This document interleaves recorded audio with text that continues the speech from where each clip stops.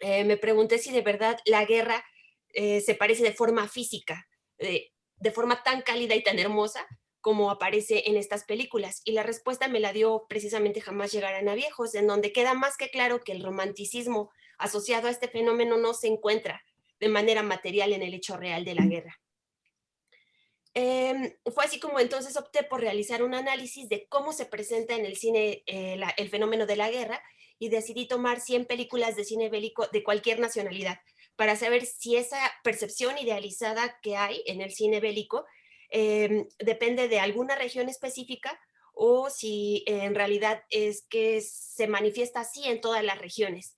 Y tomé como punto de partida IMDB. Busqué el género bélico y me di a la tarea de seleccionar películas de cualquier país con la única condición de poder encontrarlas para verlas.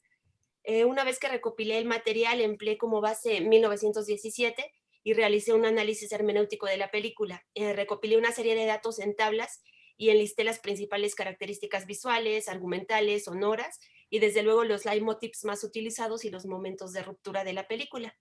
Con esas tablas como punto de partida, entonces vi las 99 películas restantes, buscando las similitudes y las diferencias entre 1917 y el resto de esas películas de la filmografía mundial. A continuación, les muestro los resultados prácticos de la investigación. Primero quiero especificar a qué me refiero con un leitmotiv visual. Si bien algunos lo marcan como esa figura que desarrolló Richard Wagner para señalar la aparición específica de un personaje o de una emoción, esta palabra fue traspasada a otras artes como la literatura, el teatro y desde luego también el cine. Y en el caso del cine surge una dificultad. Al ser un medio audiovisual, obviamente cuenta con características tanto de la literatura como de la música o del teatro, y fue por ello que era necesario conceptualizar para entender qué es un leitmotiv visual. Y así se llega a la conclusión de que es un elemento visual recurrente y repetitivo dentro de una estructura fílmica que sirve como un tópico principal dentro de una escena o una serie de escenas y que además varía de acuerdo con el género y la tradición de la que se desprende. Con género me refiero básicamente, en palabras de Almant, a cómo se definen esas fórmulas de reproducción que constituyen las estructuras y que caracterizan cada uno de los textos y que generan además decisiones de programación y criterios para orientar esas decisiones de programación. Y con tradición retomo la perspectiva heideggeriana para hablar de todo aquello que nos forma como objeto sujeto dentro de un mundo que nos transforma y al mismo tiempo transformamos. Es así que los leitmotiv visuales dependen directamente de esos dos preceptos, de la tradición y el género. Por otra parte, el romanticismo no se puede reducir a esa generalización de características compartidas dentro de una época, sobre todo en lo referente al ámbito literario, sino que existen tres características o cualidades fundamentales que se engloban dentro del romanticismo. El primero es el alma romántica, el segundo la libertad, pero entendida desde la perspectiva de Friedrich Schleiermacher como una necesidad de autoexploración, pero también de reconocimiento del exterior, y el amor y la muerte. De esta manera es posible entonces ver esas características asociadas a la guerra a través de la repetición recurrente de elementos visuales en el cine con temática bélica. La guerra es un tema muy frecuente en la cinematografía. Los números lo confirman y muestran esta tendencia del público a observar desde un lugar seguro esos campos de batalla que le generan de alguna manera un tipo de morbosidad hacia el hecho. Edmund Rocha asegura que el cine no nada más representa la guerra, sino que es capaz de reemplazarla e incluso de convertirse en su propia imagen. Y además nos acerca a ella desde una postura confortable y nos transmite esa visión idealizada del desastre dentro y fuera de los campos de batalla. Y todo ello lo hace por medio de motivos visuales que se han transformado en significantes de signos como la nostalgia, la hermandad, el honor, la amistad o la muerte. Y la conocemos por medio de abstracciones mentales. Estas percepciones que generamos son la forma en la que comprendemos al universo e interactuamos con él. Entonces, abstraemos las situaciones, los objetos y hasta a las personas de acuerdo con nuestra tradición y con base en ello es que empezamos a reaccionar frente a esos fenómenos que se presentan frente a nosotros o que nos rodean. Y lo mismo ocurre con el cine, al igual que nosotros se desarrolla de forma ontológica. Entonces, obviamente tiene que crear estereotipos identificables o representaciones que se expresan por medio de signos visuales y también sonoros para crear universos creíbles.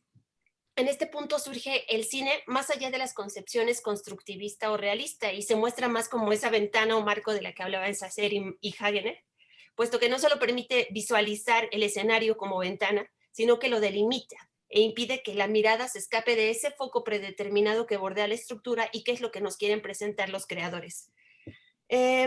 Los acontecimientos en pantalla nos conducen de un momento de ruptura a otro, haciendo acopio de esos leitmotiv visuales, concatenándolos para crear una estética que juega un papel trascendental porque apela a la sensibilidad del espectador.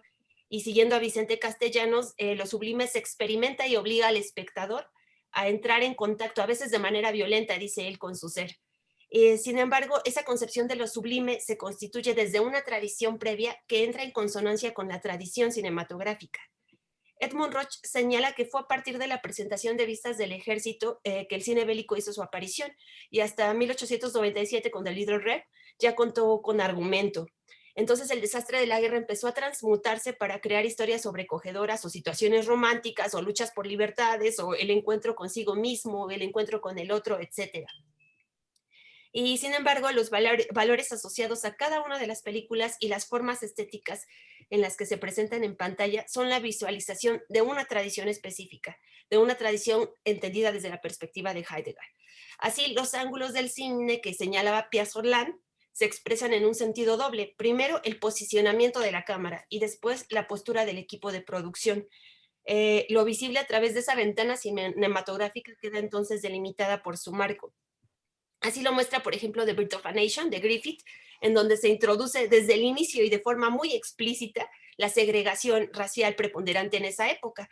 En un group shop en donde vemos sin tapujos a la población afroamericana bailando para entretener a los invitados de sus amos.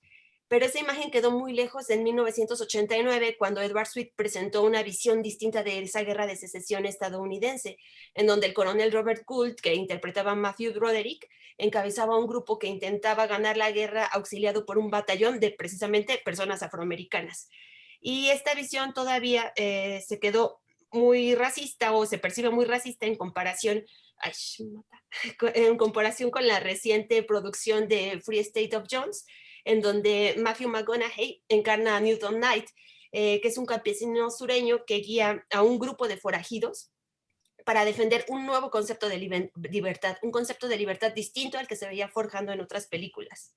Y desde luego, las condiciones de producción y la forma de tratar el tópico racial y el conflicto bélico en todas las películas apela a la sensibilidad y refleja esa tradición que la produjo. Como se puede ver en esta tablita que les muestro, del desarrollo ontológico del cine con respecto a su tradición, existe una gran variación entre los tres directores mencionados, y es en ese nivel creacional, como lo denomina Tensurió, donde surge el estilo propio del director, su postura frente al hecho o el acontecimiento histórico, pero también es donde intenta generarle empatía con el espectador.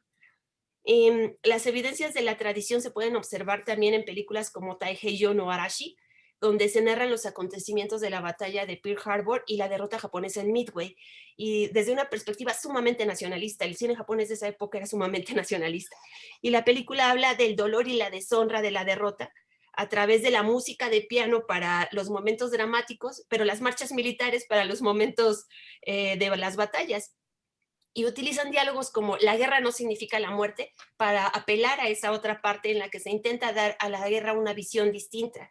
Y pese a ello, Matsubayashi no intentó justificar jamás las acciones del ejército japonés o de demonizar a los extranjeros, porque todo lo que ocurre dentro de esa diégesis creada por él era parte inevitable del conflicto. Muy al contrario de lo que pudimos ver, por ejemplo, en Pearl Harbor de Michael Bay o en Midway de Roland Emmerich, que si bien ambas películas están separadas por casi 20 años y los directores proceden de hábitos familiares divergentes, en los dos casos la tradición cinematográfica apela al cine estadounidense o al cine hollywoodense. Y esta situación derivó entonces en la creación de dramas bélicos, pero constituidos como películas de acción, en donde se ven muy claramente los planos contra planos, los planos holandeses, y el movimiento dramático de la película está generado más por ese cambio de encuadre que realmente por el argumento de la película.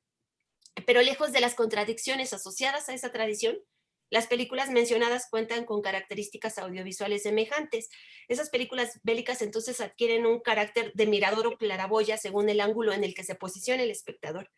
Y entonces esas realidades en pantalla apelan más al patos que a logos y generan una experiencia estética detonada por la sensibilidad y no por la veracidad de los hechos que presenta. Los significantes de signos como patriotismo, sufrimiento, nostalgia, amistad o muerte, entonces empiezan a traducir en encuadres limitados por un marco que le impide al espectador ir más allá del foco de la producción del relato y quedamos limitados por la pantalla. Frente a esas construcciones, como espectadores, entonces nos asomamos afuera de nuestra realidad, pero al mismo tiempo estamos viendo dentro de esa realidad diegética de que de acuerdo con cómo Lee altera el mundo y lo tiene por insuficiente y por incompleto además. Y entonces la sucesión de imágenes y sonidos en pantalla empieza a dialogar con el espectador y sus emociones y lo lleva de un salto a otro en el avance de la narrativa por medio de los momentos de ruptura, que son esos espacios en los que las características físicas y psicológicas del personaje orientan a tomar una decisión específica que hace girar la historia y que además provoca movimiento. Y más allá de la tradición, los filmes con temáticas bélicas cuentan con una característica fundamental y es los escasos momentos de ruptura que tiene su narrativa. Este fenómeno se debe principalmente a que los personajes se encuentran sumergidos en un conflicto que escapa de sus posibilidades de libre albedrío. Y si bien esa senda que los conduce a su fin último puede tener pequeñas elecciones, la realidad diegética los limita. Entonces otra vez surge ese marco en el que se ensambla la narrativa como una frontera, y yo ya no nada más entre el espectador y lo que está visualizando, sino también entre el personaje y su capacidad de elección. Así, por ejemplo, vemos a Taketoke Washizu en la adaptación de Macbeth de Akira Kurosawa, Kumon Suyo, en donde el destino del personaje se encuentra determinado por la profecía del viejo fantasma y está tan inmerso en esa dinámica del destino que el personaje únicamente puede realizar 8 elecciones a lo largo de la trama de la película. Son solamente 8 momentos de ruptura. Y lo más curioso de esta película es que en esos 8 momentos de ruptura no es Toshiro Mifune el punto central del encuadre, sino los factores que conducen a Toshiro Mifune a tomar una decisión. Y por otro lado, en películas del estilo de Saving Private Ryan, en donde los personajes tienen que cumplir con una misión, el argumento se mueve sin permitir acciones a los involucrados en el conflicto. Y así lo manifiestan incluso los personajes con sus diálogos. El capitán Miller, que encarna Tom Hanks, solo toma 7 decisiones a lo largo de la trama, a pesar de que es el protagonista de la historia. Entonces, en la guerra queda claro que no hay lugar para el libre albedrío. Los personajes difícilmente cuentan con elecciones reales y pese a ello la verosimilitud de este universo construido mantiene la tensión dramática y el punto focal de las historias, pero no lo hace a través del personaje principal, sino a través de los elementos que lo rodean. Y así las relaciones familiares o las amistades inquebrantables, los triángulos amorosos o cualquier otra situación se vuelven tópicos legítimos derivados de formaciones arquetípicas que se enraizan en un ámbito social independientemente de la nacionalidad, porque todas estas películas coinciden en esos factores. Y dentro de cada una de ellas surgen similitudes estéticas y además estilísticas que configuran los espacios en los que se mueven estas historias, que son precisamente esos leitmotiv visuales. Y entonces a través de la ilusión, la imagen cinematográfica compone la realidad y crea verosimilitud. Y pese a la paradoja que puede parecer esto, la imagen cinematográfica alcanza un grado de realidad material, pero también un grado de realidad metafórico. Y esa simulación le otorga su carácter de significante, tanto de signos materiales como intangibles, ya sean elementos palpables como tanques, artillerías o significantes inmateriales como el amor, quedan fácilmente identificados en pantalla.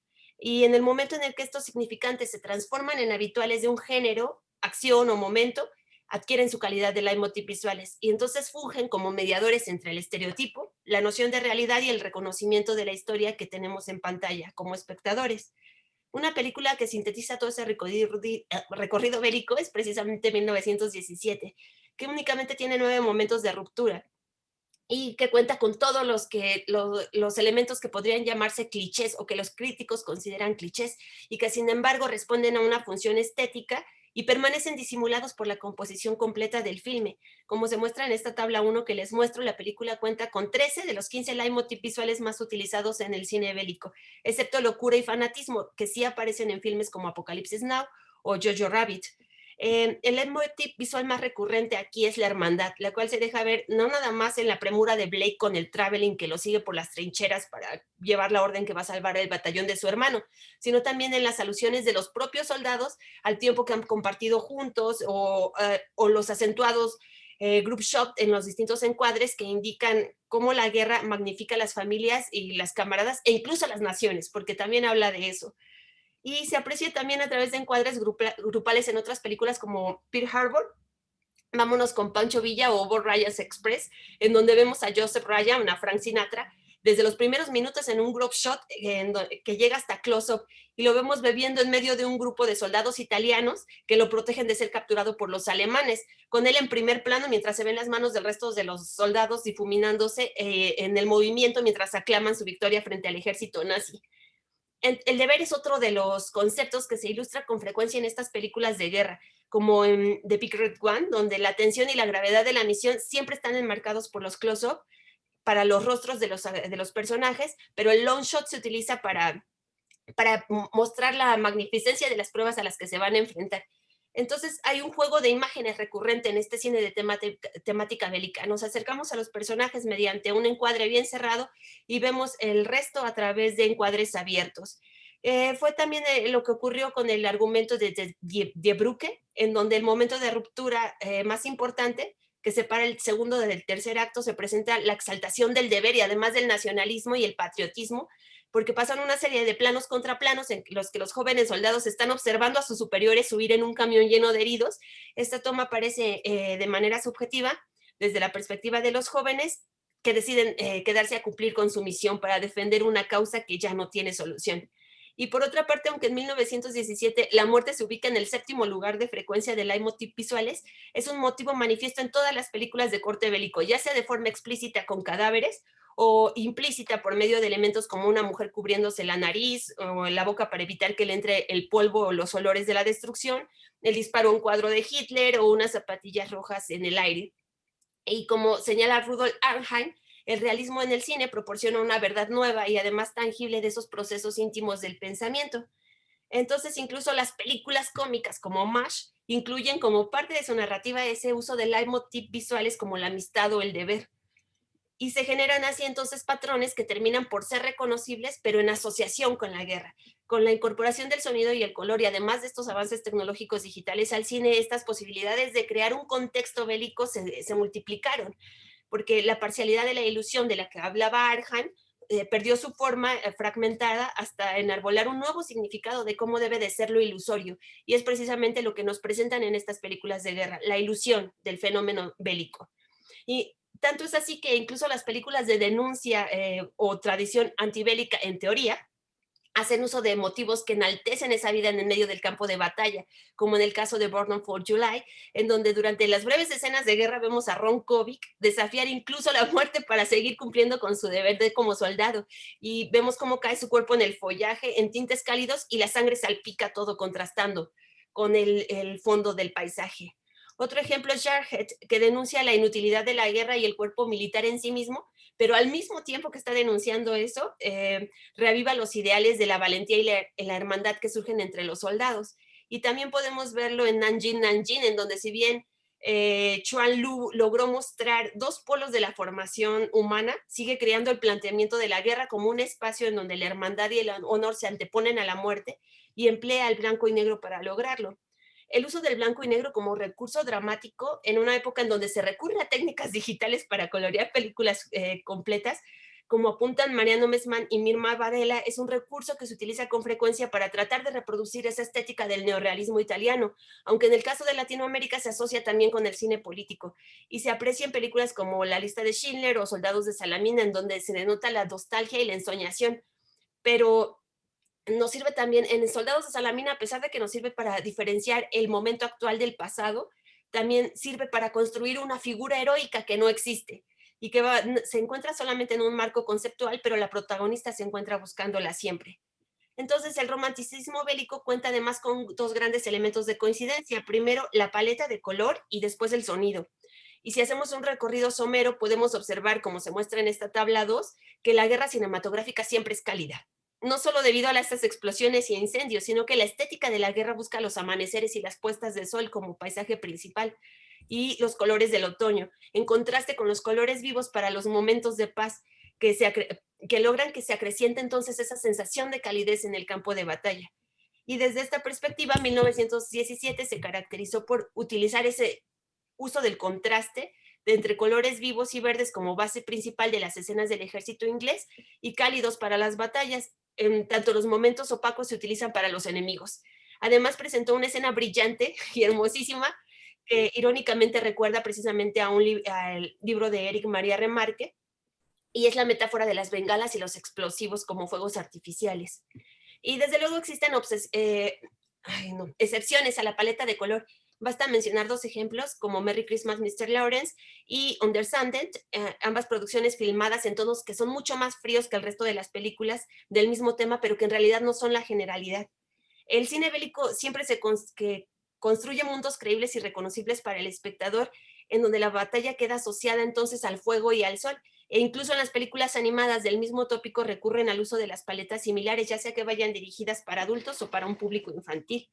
Entonces la calidez de la guerra se manifiesta por medio del color, pero el sonido adquiere también un papel fundamental porque no es un medio de acompañamiento de la imagen, como se ha creído muchas veces, sino un miembro del conjunto que logra perfeccionar esas atmósferas y que además nos introduce al ambiente del filme y sirve también para jerarquizar tanto las situaciones como el espacio temporal y social de la historia.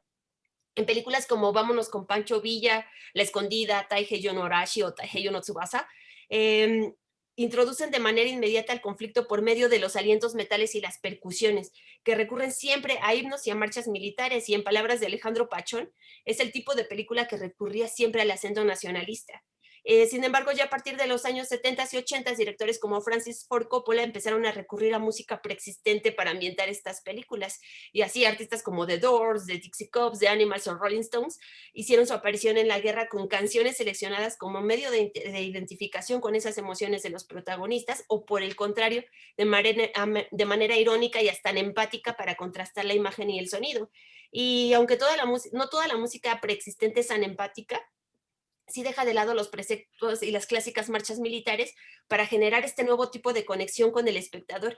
Y así escuchamos, por ejemplo, a Johnny Wright cantando Hello Vietnam, mientras las palabras de la melodía country se van reproduciendo, vemos el contraste con la posición en espejo de este grupo de jóvenes que pierden la cabellera en Full Metal Jacket, pero todos permanecen indiferentes frente a lo que está pasando. Los leitmotiv visuales entonces le brindan a la guerra su carácter de espacio místico e ideal, y no se reducen solamente al uso de uniformes, a la sangre, a los aviones o los tanques, sino que van más allá porque crean una realidad en donde el conflicto se empieza a revestir de características que nosotros reconocemos como positivas en la vida normal.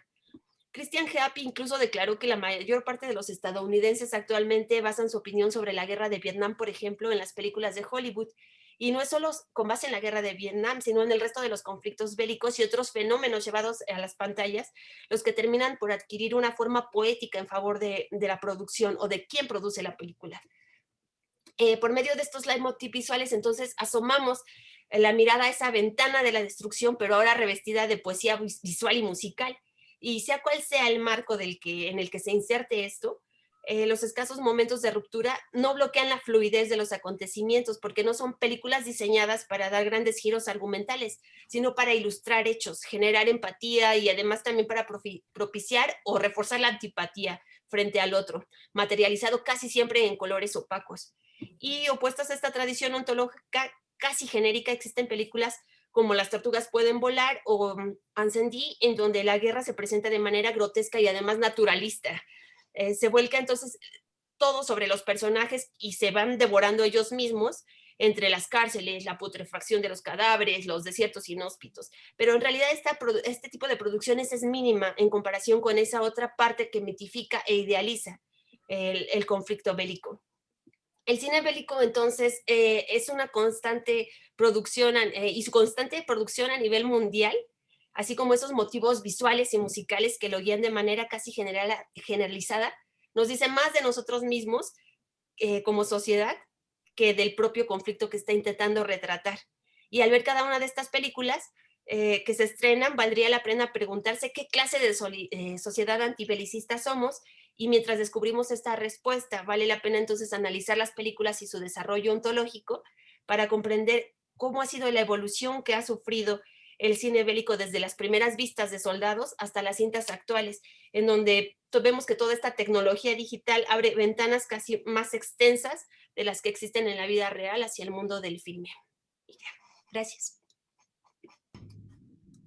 Muchas gracias, Azucena, por esta exposición, por compartirnos tu investigación. Vamos a dejar las preguntas para el final. Vamos a proseguir con Adriana Ramírez. Eh, ya sabes, Adriana, igual que Azucena, tienes media hora para exponer tu presentación y voy a leer tu breve semblanza para que los invitados te conozcan. Eh, Adriana Ramírez es licenciada en Pedagogía por la Facultad de Estudios Superiores Aragón de la UNAM. Las líneas de investigación que trabaja están relacionadas con género, sexualidad, cuerpo y análisis cinematográfico. Cuenta con un diplomado en educación sexual, varios cursos y seminarios relacionados con dicha temática. Colaboró como ayudante de investigación en el proyecto Supuestos éticos en las investigaciones e intervenciones sobre varones y violencia, dirigido por el doctor Juan Guillermo Figueroa, profesor investigador en el CEDUA del Colmex. Ha participado en congresos y festivales con temáticas sobre cine y masculinidades. Actualmente cursa la maestría en comunicación en la Facultad de Ciencias Políticas y Sociales de la UNAM, con una investigación que indaga sobre las corporalidades de agresores sexuales en películas de ficción con narrativas de violación y venganza. Y bueno, su presentación se titula Cuerpos monstruosos, corporalidades de agresores sexuales en películas de violación y venganza. Bienvenida, Adriana. Gracias, Aliberi. Pues voy a compartirles mi pantalla. Me dicen cuando ya la estén mirando, por favor.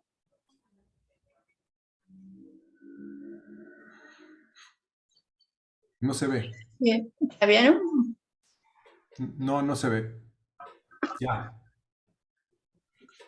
¿Ya la ven? Gracias. Bueno, pues primero agradezco la invitación y la oportunidad de compartir la investigación. Esta es una investigación que está en proceso.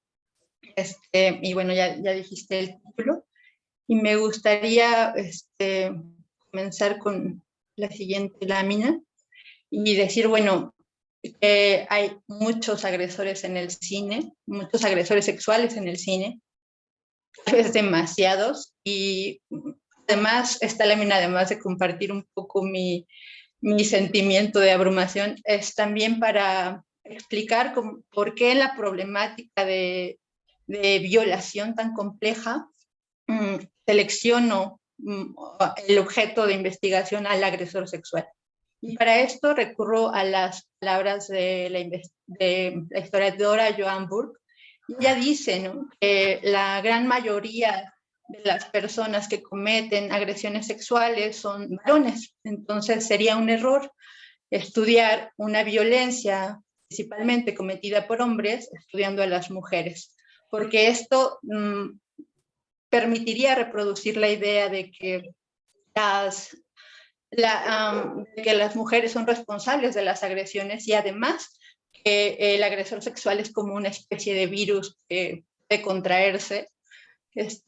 Bueno, además, otra, justo qué tipo de agresores estoy pensando, ¿no? Y bueno, no, en esta investigación no voy a hablar de pederastas, ni de violaciones en contextos de conflicto, ni tampoco de violaciones en contextos incestuosos. Si bien la literatura nos dice que la mayoría de las agresiones sexuales son cometidas por gente que conoce a las víctimas, la idea del agresor desconocido es como la que más fascina y además la que de alguna manera me permite problematizar más los supuestos o los prejuicios alrededor del agresor sexual. Entonces es justo este agresor el que me interesa problematizar en la investigación. Para hablarles un poco de esto, me gustaría primero hablar de las películas de violación venganza y luego de la forma en la que estoy concibiendo al agresor sexual.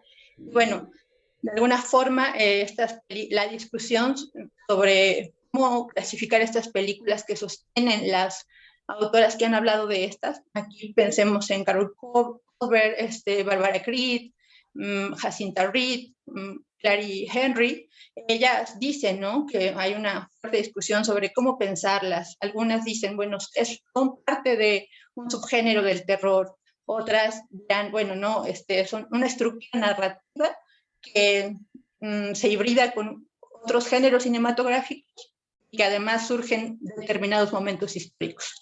Para otras será un género cinematográfico. Esto es importante porque justo depende de cómo las clasifiquen, es el corpus que van a seleccionar para el análisis.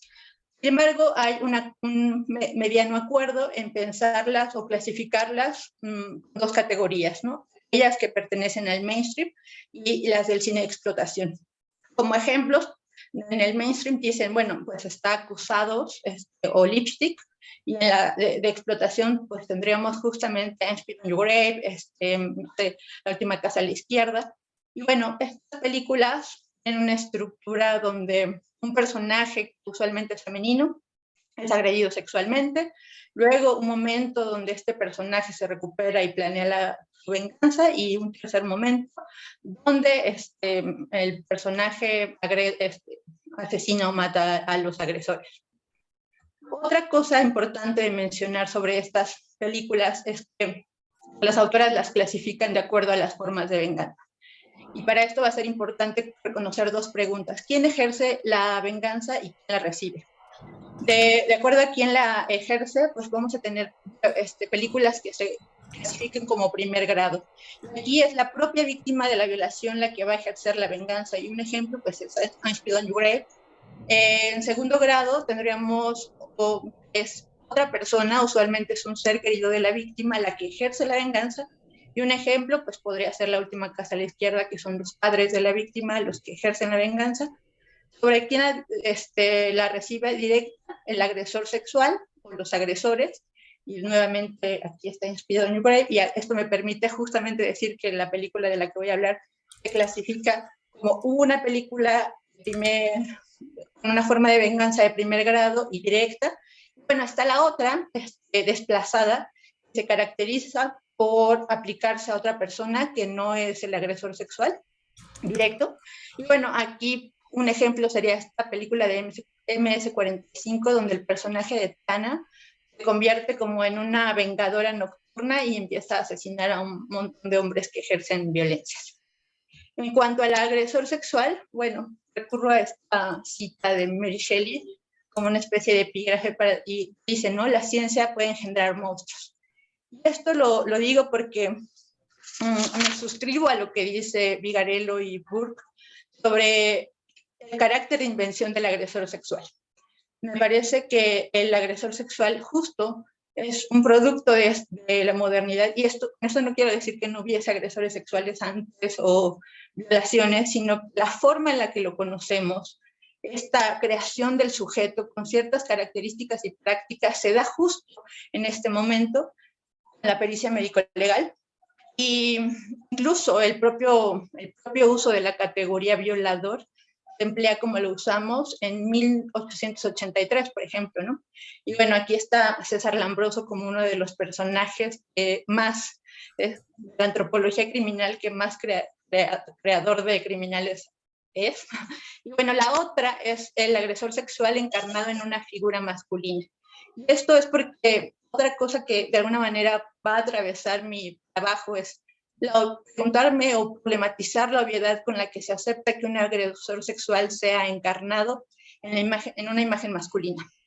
Justo de fondo está la idea de una sexualidad estereotipada, como violenta y rapaz. Para agregar a esto, bueno, yo construyo dos ideas o dos posturas que han abordado principalmente al agresor sexual.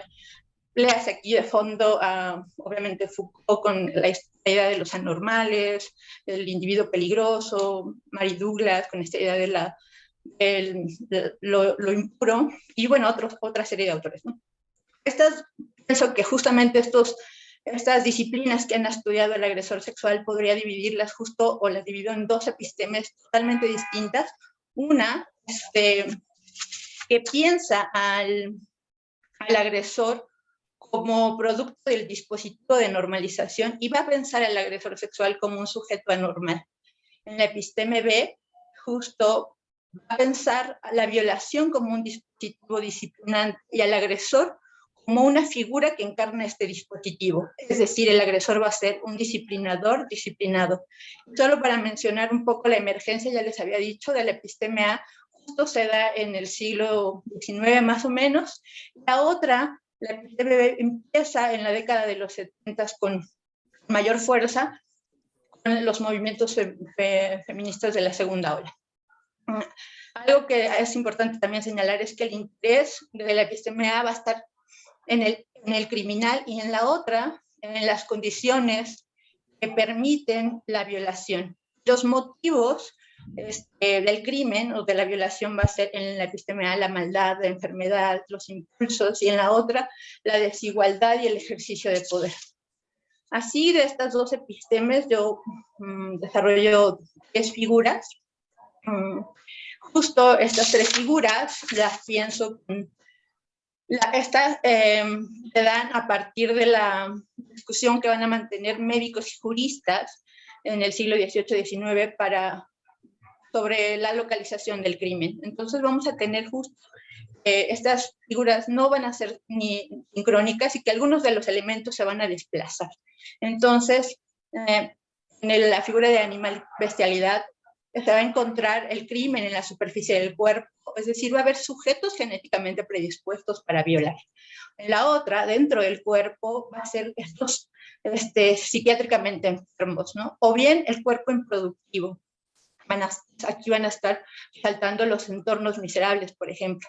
Algo importante que señalar es que justo estas figuras lo que buscan es la intención de detectar la irregularidad de los sujetos.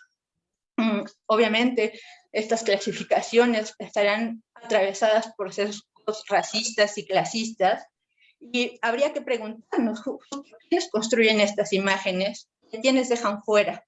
Es decir, qué tipo de violaciones y violadores no son tan fácilmente reconocibles. Y justo me parece que la figura del violador, del agresor sexual, se ha utilizado para señalar la monstruosidad de ciertos enemigos políticos y gestionar odios hacia ellos, ¿no? Pensamos en muchas películas donde el agresor sexual es un hombre afroamericano, un nativo americano, etc. Y bueno, las siguientes 3 figuras parten de la episteme B, y estas las construye a partir sobre todo de las propuestas de Rita Segato, y bueno, aquí van a ser significantes los motivos de violación. Entonces tenemos justamente que es como castigo, venganza a una mujer, como agresión contra otro hombre o como demostración de fuerza y virilidad ante una comunidad de pares. Entonces, justo esta concepción va a permitir analizar otras formas de comprender al agresor sexual y también a la violación. Y bueno, justo esto es como el parámetro para interpretar la película de la que les quiero hablar hoy. Es esta And Spit on Your Grave. El nombre original era El Día de la Mujer, pero pues justo no tuvo mucho éxito con ese nombre y le pusieron que de alguna manera es una cita a una obra de Boris Vian con el mismo nombre y a una película igual de los 50. Y bueno, además de la información que está en la lámina, me gustaría decirles que esta película tiene un montón de intersecciones, ¿no? Es decir, pues, es una película de cine de explotación, de serie B, está incluso dentro de la lista de los videonastis, es una película de violación venganza. La mayoría de su montaje es un corte directo, puede haber cámara fija, cámara en mano, no se usa música extradiegética, un poco me parece que para señalar o resaltar o dar una impresión naturalista, y de pronto también como señalar el carácter cotidiano de las agresiones. La película nos va a contar la historia de Jennifer Hills, una joven escritora de Nueva York, que renta una cabaña en el bosque, bueno, en un pueblo, para pasar el verano y escribir su primera novela. Y ahí va a ser violada por 4 lugareños. La diégesis justamente está construida, también el tiempo de la diégesis está construida con los actos. Por ejemplo, tenemos que en los primeros 3 días al tercer día justo violan a Jennifer, ¿no? Este momento va a corresponder al acto de violación. Luego tenemos una elipsis temporal de 2 semanas y esto justamente coincide con el acto de recuperación del personaje y justo planear la venganza. El último momento ocurre igual en 3 días y es la venganza de Jennifer, ¿no? Esta película, bueno, como podemos ver aquí, las portadas es ya una franquicia, hay un montón de películas, casi todas se producen después del remake en 2010. Y bueno, esta lámina señala la primera forma en que vemos a los agresores en la película. Se los voy a presentar. Este es Matthew. Son 4 agresores. El primero que vemos aquí es Matthew. Los otros 2 son Andy y Stanley, y el último es Johnny. La forma en la que se presentan en la película es muy importante porque de alguna forma está estructurada las relaciones que van a tener durante toda la trama, ¿no? Bueno, yo considero que esta película nos posiciona o justo construye a sus agresores a partir de las epistemes que les mencioné hace rato. Así, de manera individual, me parece que los agresores aluden a las figuras de la episteme A que les mencionaba. Así, por ejemplo, Matthew, que además se llama Matthew Lucas, nos va a recordar esta idea del agresor enfermo. Andy y Stanley son desempleados, prácticamente vagabundos, vagos, y nos va a recordar la idea del agresor como un sujeto improductivo. Y Johnny es el más complejo, y me parece que podríamos problematizar con su personaje la idea del doble. Y los 4 pues van a aludir también a la idea de la animalidad y salvajismo, pero de manera grupal me parece que ya en sus interacciones como grupo aluden a las figuras de la episteme B. Bueno, me gustaría presentarles ahora una secuencia, que es la secuencia 13, y corresponde a la segunda violación de Jennifer. Es la violación más larga de la película.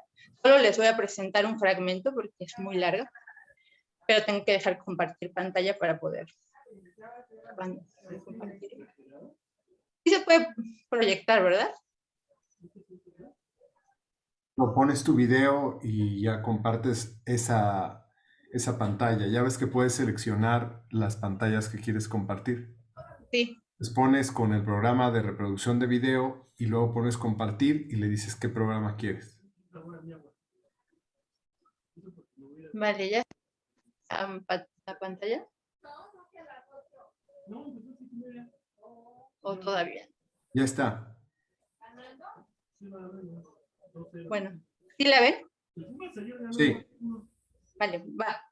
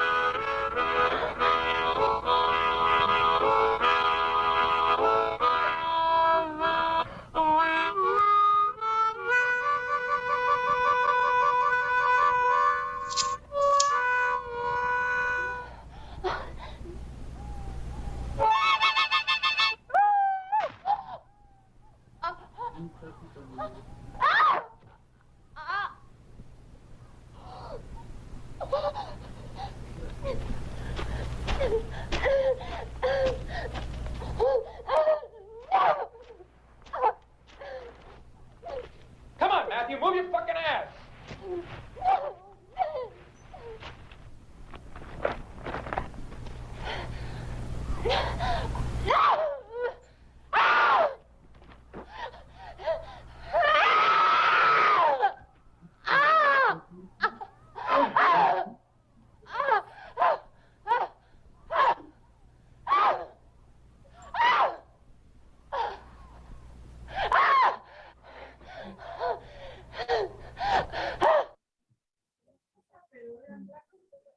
Bueno, hasta ahí.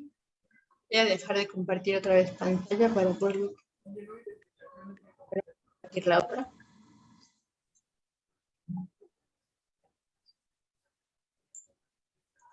Y bueno, justo como todas las secuencias de alguna manera tienen o no pueden leerse de manera aislada, me permito, para hablarles un poco de lo que acabamos de ver, es hablarles de las otras, ¿no? Y para esta película los espacios van a ser importantes porque la violación ocurre en dos espacios principalmente, el bosque y la cabaña de Jennifer.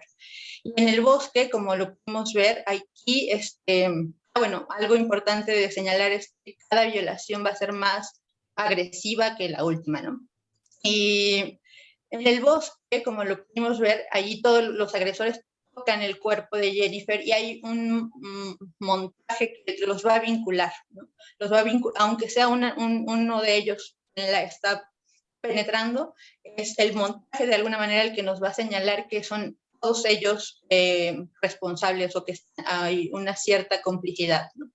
Y en la casa, ahí no vamos a verlos a todos el cuerpo de ella, sino más bien la humillación que va a recibir ella va a ser de otra índole. Por ejemplo, aquí van a burlarse o romper su escrito, la van a golpear mucho más. Incluso, por ejemplo, justo las secuencias de violación terminan porque Stanley, el último, la golpea demasiado y todos los demás se sacan de onda y lo detienen, ¿no?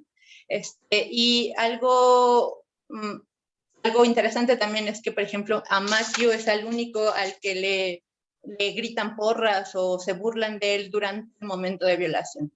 También justo algo importante es que los agresores usualmente van a estar vinculados a los espacios inhóspitos o raros, ¿no? Entonces ellos van a estar vinculados mucho con el bosque, ellos pertenecen al bosque, Jennifer, ¿no? Otra cosa es cómo vemos a los agresores en el momento de la violación. Y este es el tipo de encuadre con el que los vamos a ver o percibir, ¿no? Son contrapicados, frontal bajo y además ocupan toda la pantalla. Es como esta sensación, no solamente que nos sugiere poder o dominación, sino que además es asfixiante, ¿no? De alguna manera la cámara justamente se coloca coloca al espectador en el lugar de Jennifer y es bastante incómodo mirarlos así. Además, justamente la iluminación y los gestos deforman sus rostros y nos los muestran como desagradables. Otra cosa a señalar es la amenaza. Ellos la amenaza, o ellos se van a construir como una amenaza a partir primero del sonora. Por ejemplo, en estos 4 fotogramas son previos a la primera violación. Ella, justo en los primeros 2 que vemos acá, ella está escribiendo constantemente y ahí escuchamos a los agresores como un sonido primero, ¿no? Ya sea el sonido del motor del bote, o bien cuando está en su casa con gritos como de lobos, ellos la molestan. Y después, justo antes de la primera violación, la vamos a ver en el lago y de nuevo vamos a escuchar el bote y hay un momento, una secuencia muy pequeñita de persecución por el bosque donde también vamos a escuchar los alaridos de estos agresores. También la amenaza, me equivoqué. La amenaza, también sus cuerpos, por ejemplo, van a estar fragmentados. Entonces, vamos a verlos, por ejemplo, esta ya es en la casa de ella, y como lo pudimos ver en la secuencia, se van a ir presentando poco a poco, uno a uno, ¿no? Y de alguna manera se van a acercar y acechar el cuerpo de Jennifer, y bueno, aquí vemos, por ejemplo, que ellos van a hacer un pie, una sombra, unos pies bajando la escalera o Matthew saliendo de su escondite como siempre. Y entonces, justo un poco como estos recursos para trabajar la amenaza que ha usado el cine de terror. De alguna manera aquí, donde justo no vemos el cuerpo completo de la amenaza, sino solo fragmentos, del mismo modo aquí, y me parece que lo que nos permite reconocer es que ellos son en conjunto un cuerpo que se presenta poco a poco, y la amenaza es justo todos ellos, ¿no? Como un cuerpo organizado. También vamos a ver jerarquías. Es muy evidente, por ejemplo, que el líder es Johnny, y aquí están Andy y Stanley, son como de alguna manera los que ejecutan sus órdenes, y Matthew, ¿no? Que es como el miembro más débil, porque además se infantiliza mucho al tener este retraso. Y bueno, no deja de ser inquietante que el líder sea justamente un varón heterosexual, casado, padre de familia, un trabajo estable, ex marín, además súper manipulador, ¿no? Y aquí hay ciertos paralelismos con la pesca o la caza. Entonces ellos como en la tercera secuencia van a estar pescando, luego justo van a pescar a Jennifer, y casi siempre vamos a ver en este tipo de puesta en escena donde justo todos la rodean y Jennifer está siempre acorralada como presa. Y bueno, me gustaría ponerles una segunda secuencia. Esta es la secuencia 28 y corresponde a la segunda venganza de Jennifer. Es igual la venganza más larga de la película y la más sangrienta. Nada más les voy a poner un fragmento.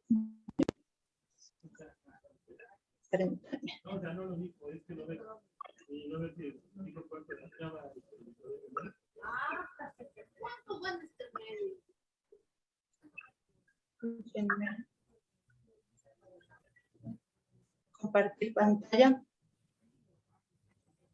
Ay, no puedo.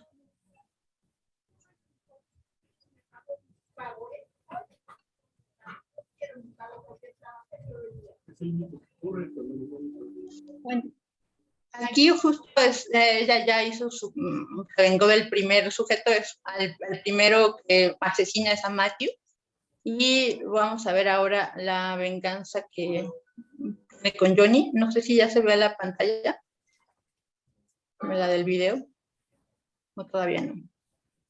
Se ve. ¿Se ve? Gracias.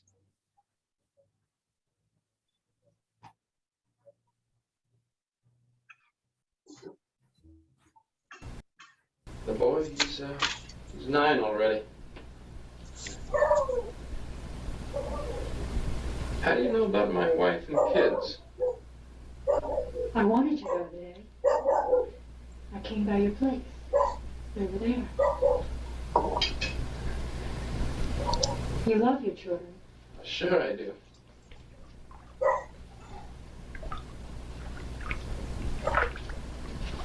And your wife?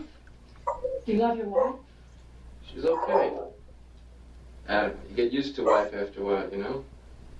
All right, I'm gonna talk about my family. Okay. How are your friends? We're friends. Your friends? Oh, you mean those guys? Shit. They're not my friends. You know, they hang on me like leeches. Fucking goofing off all the time. I really despise people that don't work. Get into trouble too easily, you know? Matthew works. He's okay. Matthew is a half idiot. Hey, you know, they called me yesterday from the supermarket asking if I seen him. Disappeared since yesterday. Took off with his bike somewhere. Nobody knows where or why.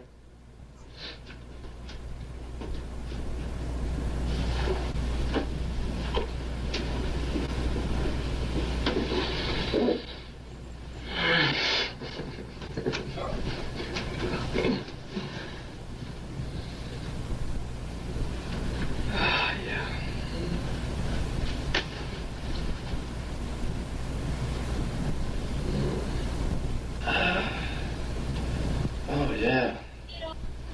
You got great hands. God bless your hands. He's a very touchy boy, this Matthew. He's very sensitive. We had a little fight with him yesterday. Scared the shit out of him. He'll come back. He'll never come back. Yeah, he will. He'll cool off. He's cooling off all right. At the bottom of a river. Why, do you think he committed suicide or something? No, I killed him. No, you didn't. Yes, I did. I choked him to death with a rope. Come on, you did not. I did. Oh, you've got one fantastic sense of humor. I let Matthew kiss and neck me before I killed him.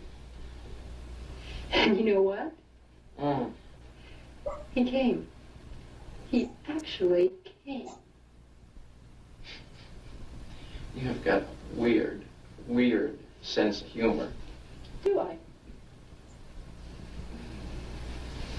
Oh, yeah, yeah.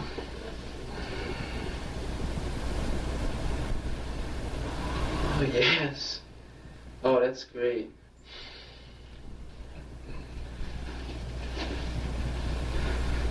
Oh, yeah, you've got great hands. God bless your hands. Oh, yeah, that's fantastic.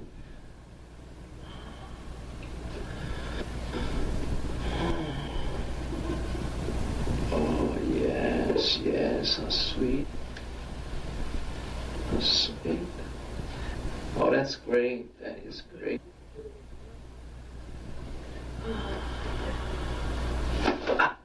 Ah, that's so sweet, it's painful. Oh, God. Oh, my God. Oh, Jesus. Oh, Jesus! Oh, shit, look what she's done to me! Oh, God! Oh, shit! Oh, Jesus. Oh, God. Bueno, esa es la secuencia. Voy a dejar de compartir para compartir la otra. Y bueno, les comentaba, ¿no? La secuencia de violación, digo, de venganza más grande, más larga, y justo es la de Johnny, ¿no? La más sangrienta, generalmente que es más violento con ella. Y bueno, algo importante que señalar aquí son las armas que ella utiliza, ¿no? Una es la seducción, como lo podemos ver un poco en los diálogos, también en la secuencia. Es de alguna forma la más problemática, incluso las autoras que han trabajado estas películas dicen que es bastante cuestionable el uso de la seducción como arma. Y incluso las nuevas películas, bueno, las más contemporáneas, omiten ya el uso de la seducción. Sin embargo, que Jennifer necesite tan pocos recursos para seducir, como tocarse el cabello y mover un poco la cabeza para que voluntariamente Johnny suba al auto, nos permite mirar desde otro lugar la trampa de la estereotipación de la sexualidad masculina como voraz y rapaz, ¿no? Además, ella va a usar sus propias armas, entonces justo el cuchillo con el que castra a Johnny es este fotograma, es la primera vez que aparece en la tienda de Matthew, y además es el que Matthew va a llevar para matarla. También va a usar el hacha para matar a Andy, es la misma hacha que él lleva, y las aspas del bote. Entonces ella ocupa sus propias armas para asesinarlos. Justo la venganza, más que destruir o devolver la violencia, permite fragmentar o destruir esta pequeña estructura o ese orden jerárquico que lo posibilita. Entonces, como un poco lo vemos con lo que le dice Johnny, ellos se culpan entre sí cuando están frente a ella. Y también se alude como a esta incredulidad de ella como amenaza. Bueno, por último, esta son la manera en la que ellos se ven al final, ya después de la venganza. Y justo esta Carol Clover dice, ¿no? Que lo horrible de estas películas es probablemente ver el cuerpo masculino vulnerado. Y justo me parece a mí que también ella, su venganza es producto o son víctimas de su propio engaño, ¿no? Incluso, ¿no? Al eludir esta responsabilidad en participación en la violación, se trata de despersonalizar el crimen y con un dejo de autoindulgencia, ¿no? Es decir, como decir que salieron de sí o ellos no estaban presentes. Un poco nos lleva a la idea del doble, ¿no? Algo que no fueron ellos, cometieron el crimen. Y bueno, por último, las omisiones que nos presenta la película también es como las razones de la violación, y aquí justamente me parece que es bastante atinado porque hay alguna razón para violar.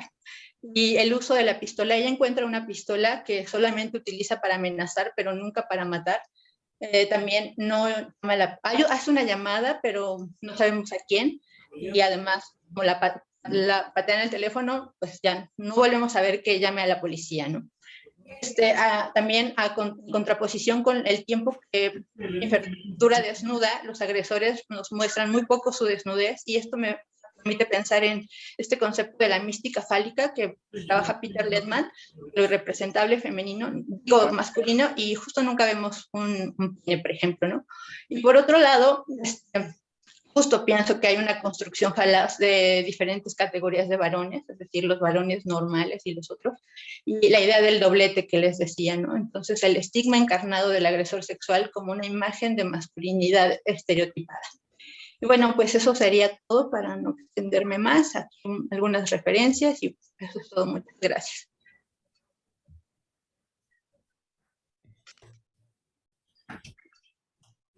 Muchas gracias, Adriana. Muchas gracias, Azucena. Bueno, supongo que va a haber muchos comentarios, polémicas. Facebook ya nos prohibió la transmisión de su presentación porque tiene desnudos.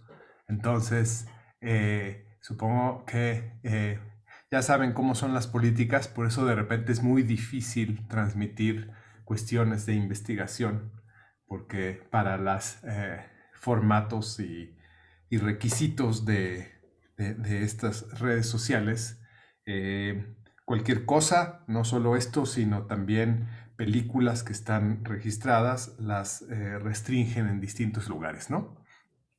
Pero está bien, estamos aquí y además hay mucha gente que ha visto toda la presentación. Entonces, ¿quién quisiera preguntar algo, sea a Azucena o a Adriana, en relación a sus presentaciones?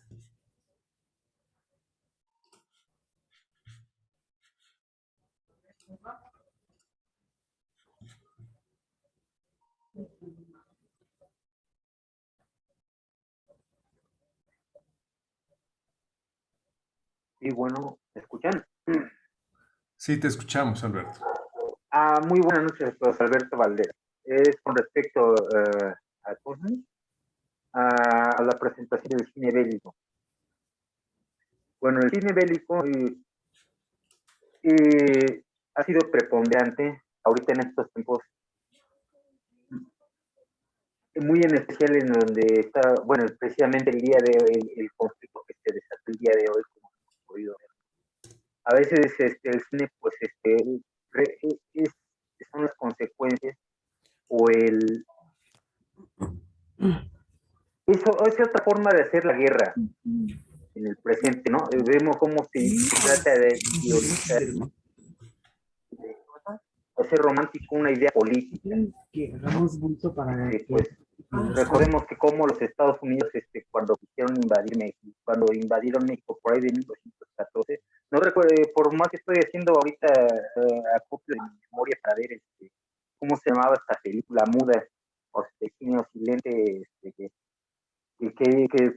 nos mostraban las bondades de los norteamericanos y cómo nosotros los mexicanos tenemos que aprender a elegir bien a nuestros gobernantes, ¿no?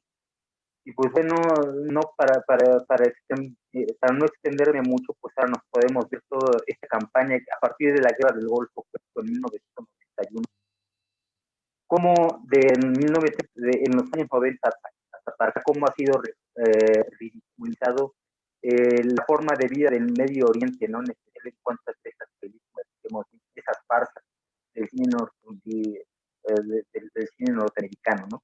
Que bueno, anteriormente ya también se hacían en los años 50 esas farsas, en especial contra la Unión Soviética de la Guerra Fría, como esa película de Las aventuras del Doctor Insólito y cómo no aprendí a utilizar la bomba, ¿no? Pero bueno, en fin, pues yo no veo, ya para cerrar mi participación, y ya para preguntarle a nuestra querida investigadora, pues yo no veo algún cambio de timón en cuanto a las políticas para hacer películas bélicas, ¿no?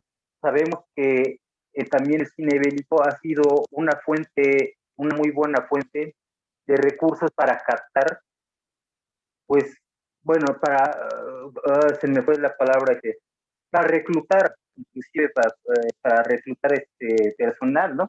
En vez de utilizar folletos, pues también ahora desde hace mucho tiempo se utiliza el cine para reclutar, ¿no? Yo recuerdo mucho esta película Top Gun, bueno, ¿Cuál sería la pregunta, Alberto? Eso, cuando esta película Top Gun, ¿qué es lo que usted ve como investigadora? ¿Cree que esta tendencia del cine bélico norteamericano siga su cauce tal y como lo hemos visto en el último siglo? O sea, usted ve y vislumbra un cambio de timón, un cambio de paradigma en cuanto a estos modelos de la guerra, a pesar de estos tiempos violentos. ¿Usted ve algo, o una divergencia, algo que ya nos aleje de este tipo de modelos? No, esa era mi pregunta. Si usted puede vislumbrar algún tipo de no sé, cambiar de perspectiva en cuanto a cómo el cine nos presenta la guerra. Gracias. Muchas gracias, Alberto. ¿Respondo? Susana, ¿quieres responder? Sí, pues yo creo que no va a haber un cambio por dos razones. Primero, porque hay una paradoja y es la regulación y la libertad de expresión. Es muy difícil que que volvamos a la época en la que existían políticas para prohibir cierto tipo de películas. Entonces, en eso se escudan muchos creadores para poder hacer este tipo de películas bélicas en las que enaltecen desde su postura pues una nación o un tipo de ejército, un tipo de vida, y creo que no hay forma de cambiarlo porque entonces se estaría atentando en contra de esa libertad de expresión que precisamente se busca con el cine como medio, no nada más de estética y de arte o industria, sino también como medio de comunicación. Gracias, gracias a Azucena. ¿Alguien más quisiera hacerle una pregunta a Azucena o a Adriana?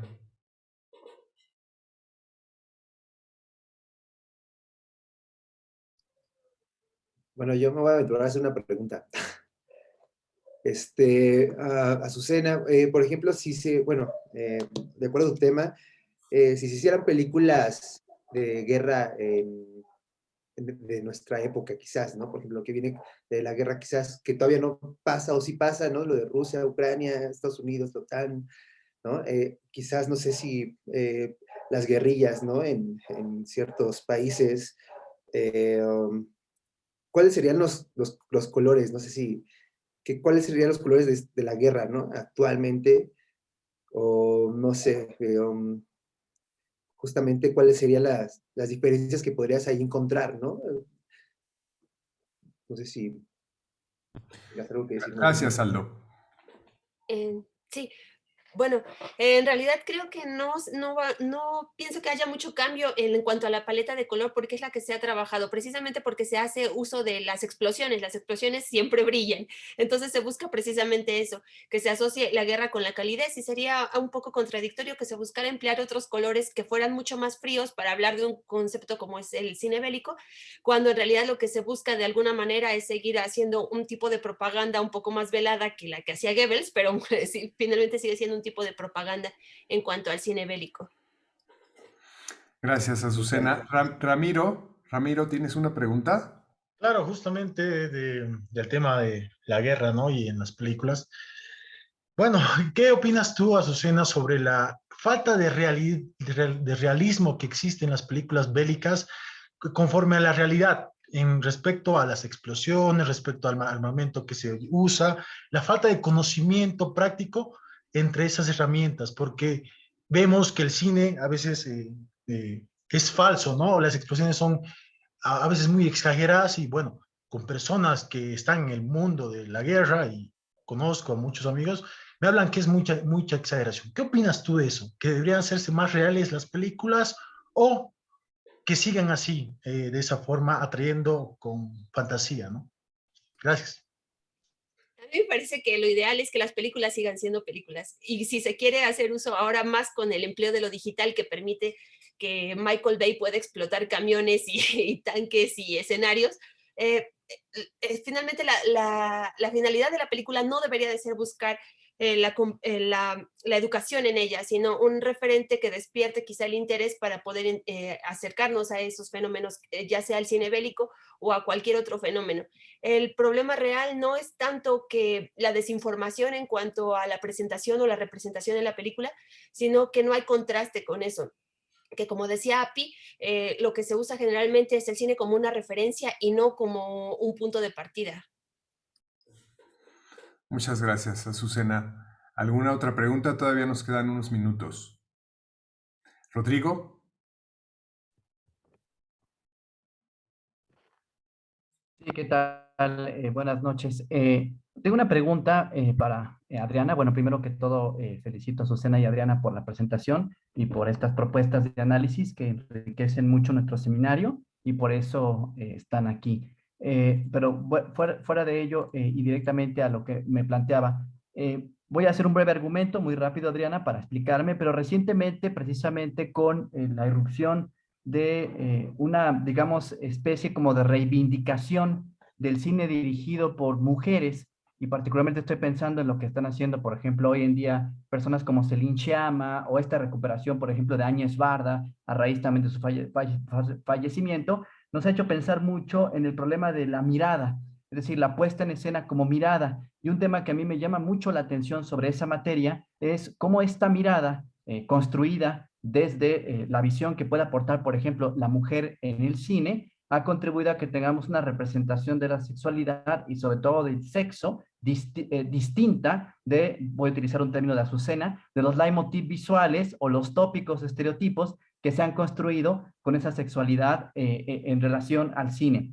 Y entonces pensaría, considerando que la violación es precisamente una especie como de transgresión de la sexualidad, donde podemos decir no existe el consentimiento, hay la violentación de la persona y por supuesto también la ruptura de normas y leyes, podríamos pensar que puede pasar algo similar con ello. Es decir, no sé si a partir de este asunto podríamos decir, y ahí viene la pregunta, ¿consideras que existe también un punto de vista o una mirada, ¿no?, que es hegemónicamente masculina, patriarcal, no sé cómo la denominaría desde tu punto de vista, de la representación de la agresión en el cine, independientemente de que estás trabajando con el cuerpo del agresor? Me parece que eso también podría llevarnos por ese territorio y quiero pensar que a veces incluso una violación es representada de una manera que, lo voy a decir así, por supuesto es una consulta, no manifiesta una sensibilidad que empatice con la víctima o que la represente con un afán ético de contextualización y no con un afán de espectacularización, que es un poco lo que criticaba Laura Mulvey, de cómo se presentaba a la mujer en el cine y por tanto también la sexualidad. Entonces,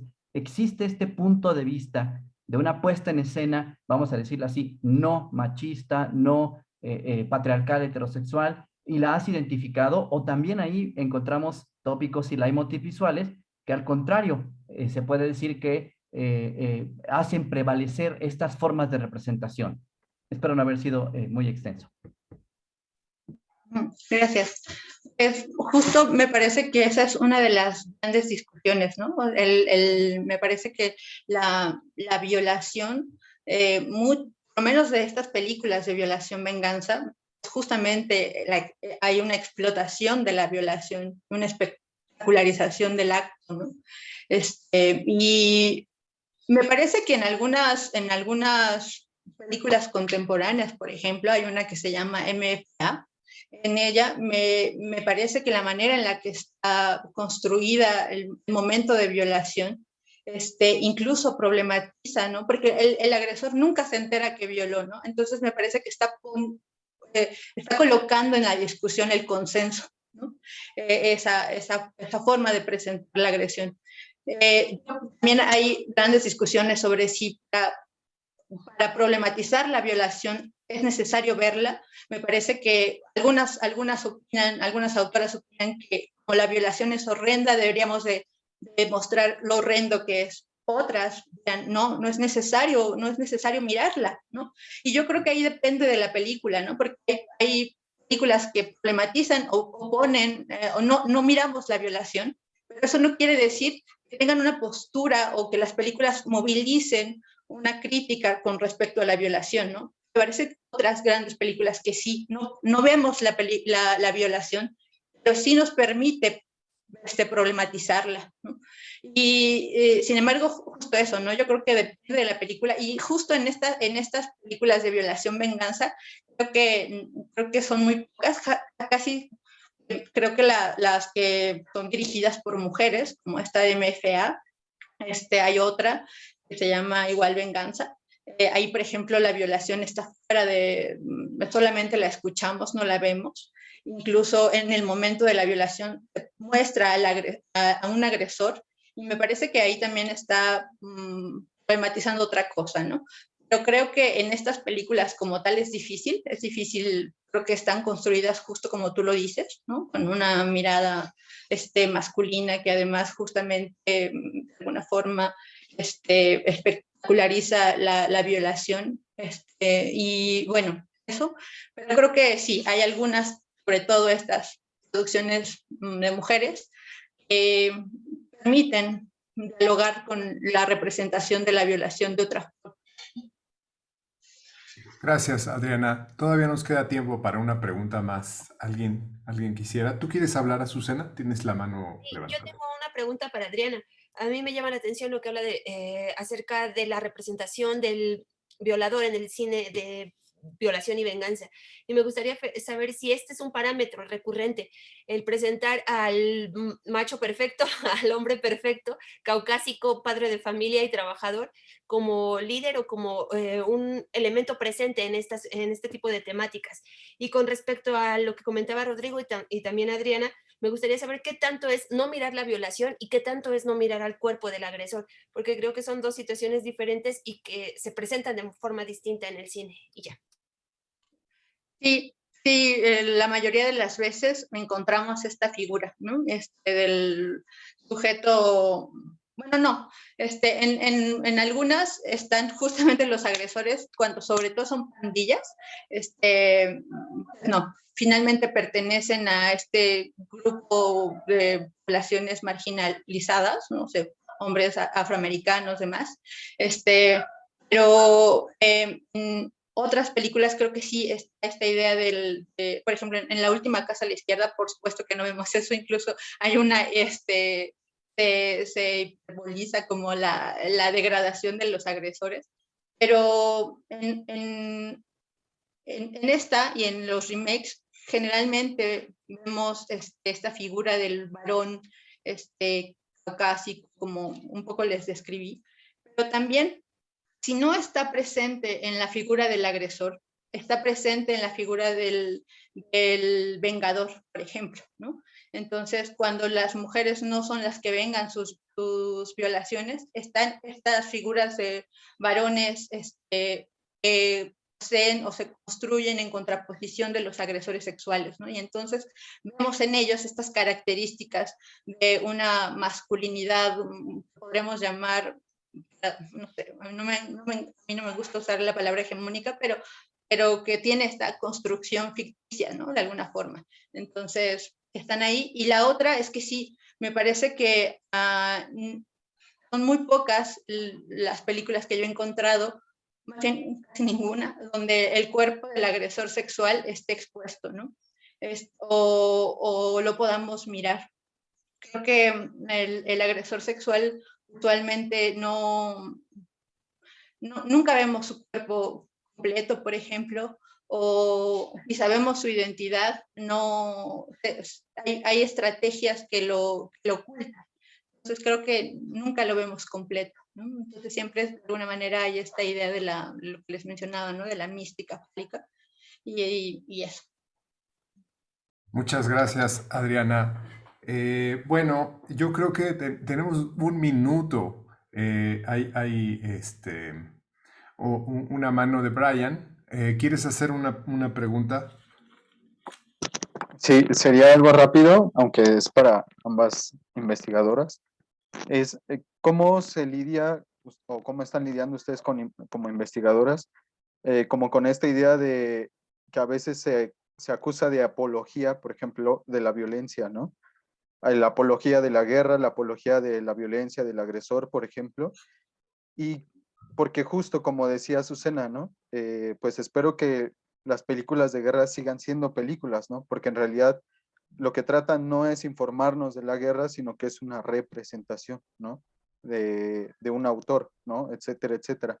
Entonces, como investigadoras, ¿cómo interpretan estas disyuntivas que a veces hay entre, pues que hay críticas hacia el arte sobre, pues que está haciendo apología de la violencia, de la violación hacia la mujer, por ejemplo, y por otro lado, con una cuestión de, como decía, ¿no? También una estética, una construcción, pues discursiva incluso.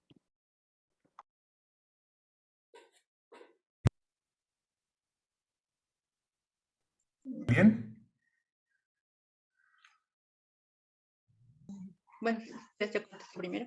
Bueno, creo que es una de las preguntas que generalmente cuando me hacen, ¿no? O sea, hay una apología de la violencia, pues me parece que sí, pero me parece que la realidad es violenta, ¿no? Y entonces, de alguna manera, en el cine, pues también vamos a ver parte de esas realidades violentas y creo que la lectura que podamos tener sobre esas violencias y reflexionar sobre cómo se nos presentan, creo que es lo poderoso, ¿no?